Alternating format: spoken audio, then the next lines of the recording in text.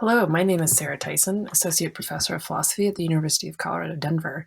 Today I'm talking with Dr. Candice Shelby, Professor of Philosophy at CU Denver, about how she is thinking about the pandemic using the tools and methods of philosophy. Thanks so much for talking with me today, Candice. It's my pleasure. Would you tell us first just a little bit about how you got into philosophy? Sure. I actually fell into a logic class and had no idea what it was, but I really, really liked it. And I really liked the professor. So I took another one, and that was fantastic. And so let me just tell you, back up a little bit. I had changed my major in college 5 times because I'm broadly interested. And every time I did, I felt like I got stuck.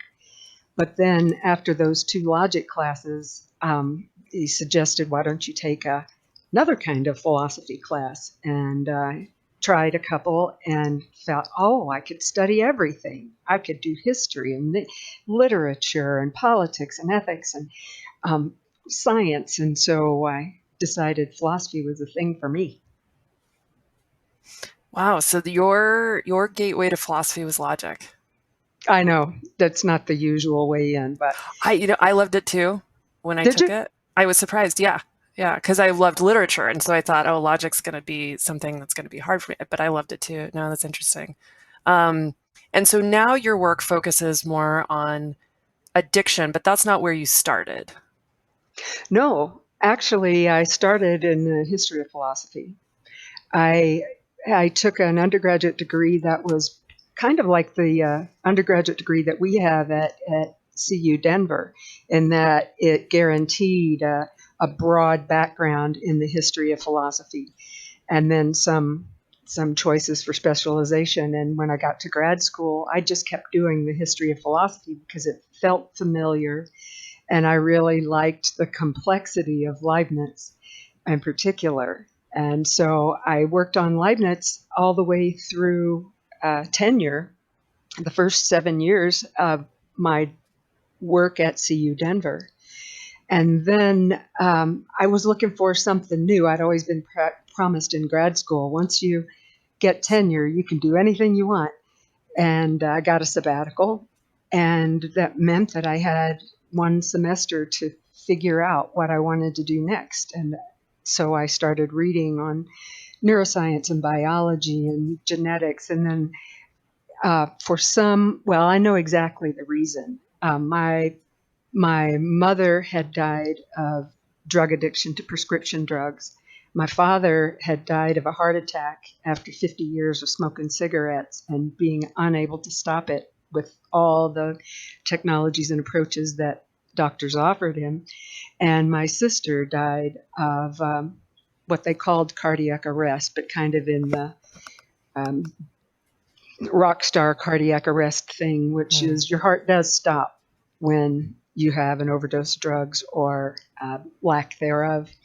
So, what I had been reading over and over and over for my whole life, I was concerned with this issue, was that people need to go to treatment programs. And the treatment programs almost all, maybe 95%, had basically zero medical care and 100% 12-step based treatment, which meant that people were supposed to evaluate their character and look at their moral flaws and their resentments in order to overcome addiction. So, but then they said it's a disease. And that just seemed a paradox to me. I kept trying to think, how can we both be saying disease and that the treatment is just put somebody together with other people like them and tell them to look at their character? So I Mm. spent that whole semester investigating various approaches to addiction in particular. And then I think I wrote, the first 100 pages of my book or something on that sabbatical. And I learned a lot of things about addiction and about our economy and our culture, about the way that humans interact with one another, and about othering, a number of things that are just a constellation of issues around human well-being and our inconsistency in the way that we treat it. So there's the addiction impetus. There's the impetus for studying addiction in particular. Yeah, and this is because of this work that you've been doing. I wanted to ask you about how you're thinking about addiction and maybe substance use more generally during this time when people are isolated, don't have access to 12-step meetings, don't have access to maybe the treatments that they were receiving before. Um, and in particular, the thing I was thinking about is it looked like for a minute in Colorado, the liquor stores and dispensaries, the cannabis dispensaries were going to be closed as non-essential businesses, and people flocked to them. There are these photos, of people standing in these very long lines trying to get liquor and cannabis before these stores closed. And it was later, I think it was within 2 hours, they were left open as essential businesses. But I was wondering what your take on that flocking was, that impetus that people had to go and stock up. There are obvious answers, I know, but I was wondering, for you as somebody who's studied this so carefully and from the motivations for why you're studying it, how you saw that phenomenon.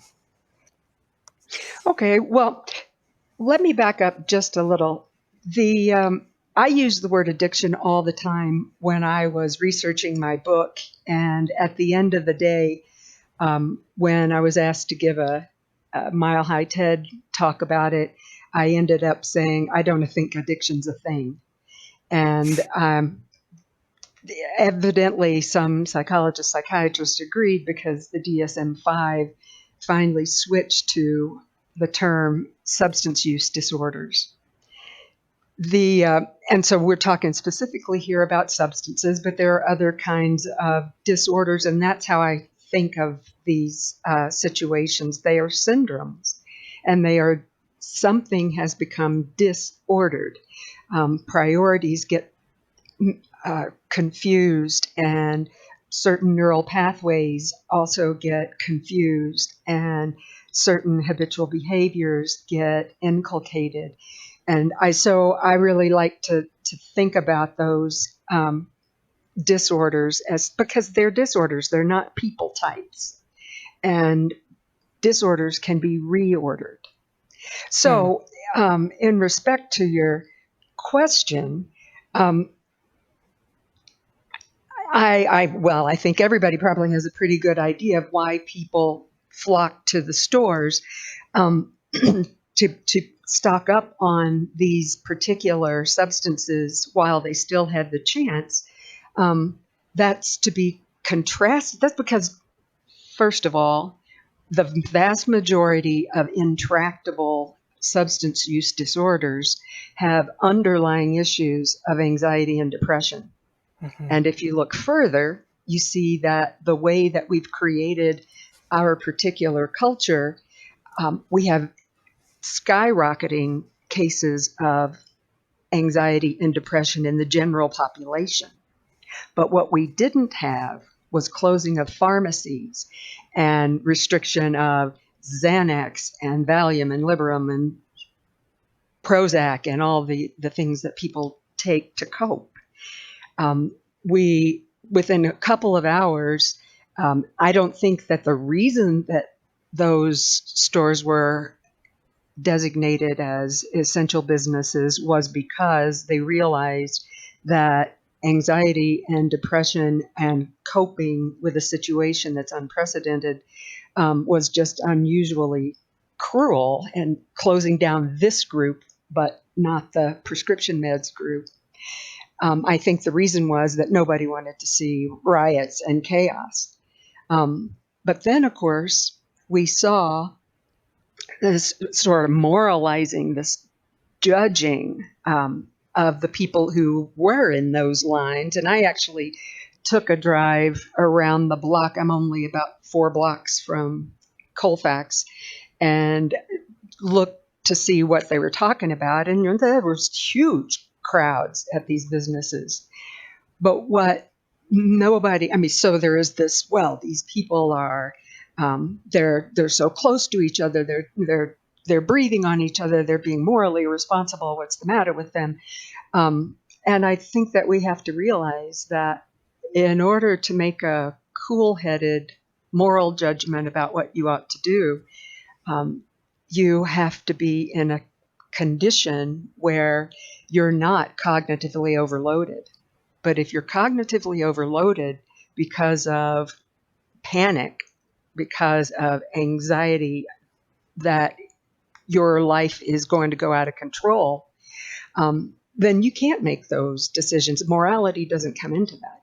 And of course, if you think about the alcohol establishments in particular, you can realize that some of these people actually do have their lives on the line right in those moments, because alcohol withdrawal can result in death within hours. So people trying to manage their lives, trying to cope with something that they perceive, and rightly so, that it's just it's too huge for them to even contemplate that moral issue. And I will say something else about that too, that we didn't, and I haven't seen anybody moralizing in this case, for example, about letting people out of jails and prisons. I've even seen the Attorney General has been trying to facilitate release of prisoners from the federal prisons. Why? Well, because it's just too cruel. That's beyond anything the American judicial system ever wanted to do, even for those who are retributive minded. It's just too cruel to leave people in places where they are sitting ducks for something that can kill them.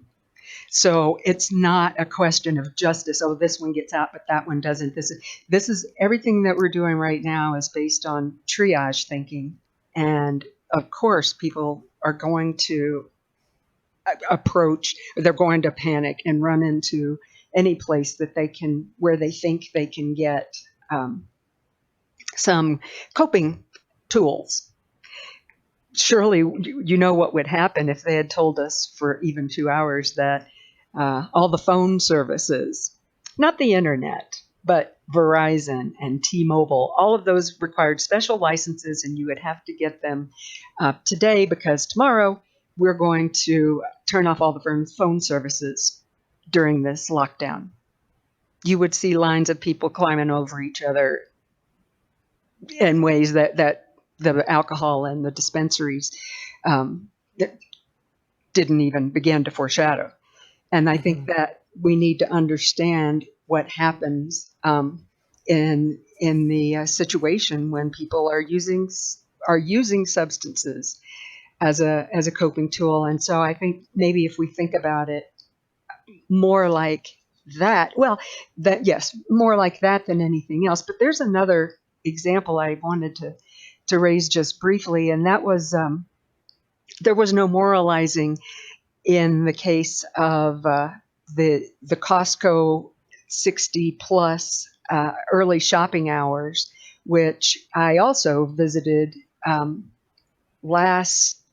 was Tuesday, so I usually shop once a month and stock up on all the things. And I saw the elderly and the people with the oxygen tanks, and right, they're walkers, and they were around the Costco, out the back, around the back of the door, around back of barricades that they had set up all the way through the parking lot. And they hadn't distributed baskets or anything yet. So these people were also right on top of each other. And right, I wouldn't get out of the car, but I understood, because everybody is trying to find ways to cope, and those people in that line were afraid of young people being faster, mowing them down, breathing on them in the stores, and were trying to do what they felt that they needed to do to take care of themselves. And I think all of these cases are similarly motivated, and they're all understandable. Hmm. Yeah, it's interesting in the case, well, in all three cases that you mentioned, the sort of lack of larger systems of support that do leave Right. people on their own. And I was thinking, I know a lot about prisons and jails and detention centers, and that part of what's happening, I agree with, getting people out of these institutions, but I think it's really worrisome the kinds of situations they're getting thrown into, the Absolutely. kind of lack of support for people um, who are now being suddenly turned out without the basic things they need to survive in this situation. And but it strikes me like that's what's happening in the case of elderly folks and of people who need substances, as you said, to quell anxiety, to address depression, or to for other reasons. Just the kind of lack of other support systems or ways of addressing what's going on are kind of profound in each of those cases.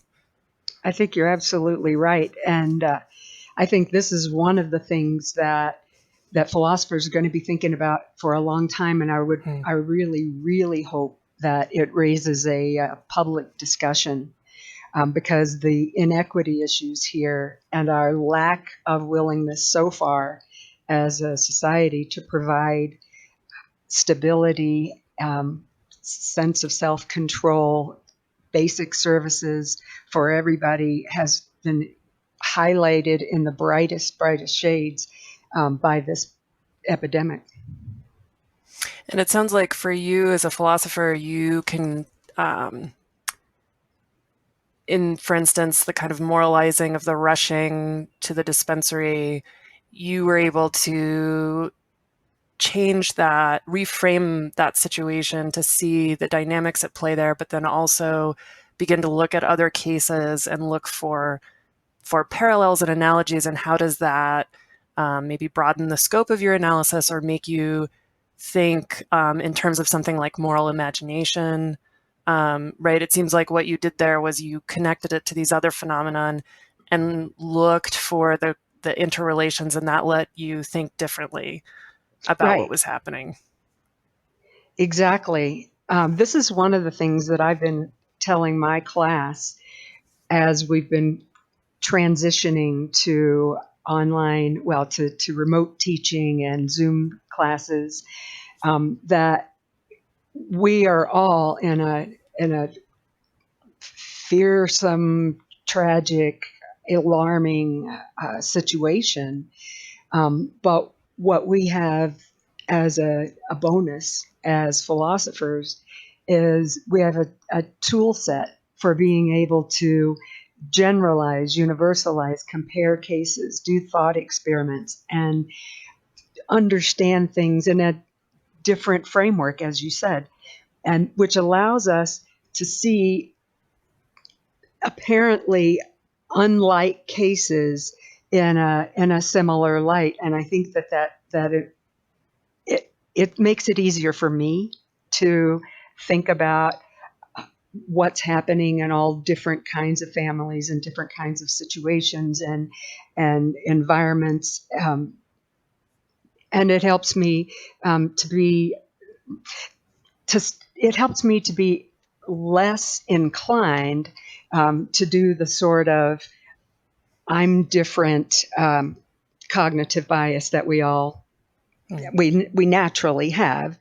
And the other one that I've seen that's prevalent in us is what Dan Ariely has. He's a behavioral economist. Has said, as we see people do little cheats. They do the little ones that mine are excusable, and it's just another sort of right example of cognitive bias and othering. But people say, "Oh, I'll just let my child play with one neighbor family Mm. child," or "I'll just go to the store and get the baking powder even just this one time." And my little cheats don't count, but everybody else's can be.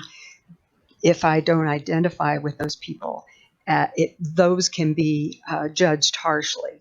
Mm. What philosophers have at our disposal is this ability, that's what we do, to step back and look with cooler minds at other situations that could be compared, and to see what is a more even-handed way of understanding what's happening. Yeah, well, thank you so much for sharing how you've been thinking about substance use disorders and just substance use more generally during this, world historical extraordinary time. I really appreciate your time. I appreciate your taking the time to do this for us and for our students, Sarah. Oh, my pleasure.